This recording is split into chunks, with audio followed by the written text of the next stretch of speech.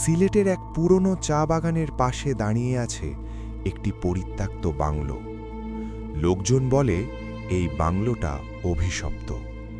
প্রায় ৮০ বছর আগে এক ব্রিটিশ অফিসার এখানে একা থাকতেন।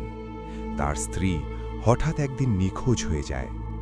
কেউ বলে সে পালিয়ে গিয়েছিল, আবার কেউ বলে এই বাংলোর ভিতরেই সে মারা গিয়েছিল। এরপর থেকেই অফিসারটা পাগলের মতো আচরণ করতে শুরু করে। এক রাতে বাংলোর ভিতর থেকে গুলির শব্দ শোনা যায়।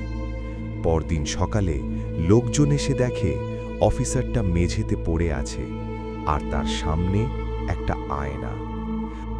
সেদিনের পর থেকে বাংলোটা পরিত্যক্ত হয়ে যায়।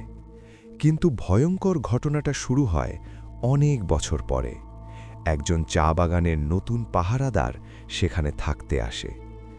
প্রথম রাতে সব স্বাভাবিক ছিল, কিন্তু দ্বিতীয় রাতে সে হঠাৎ আয়নার সামনে একটা ছায়া দেখতে পায়।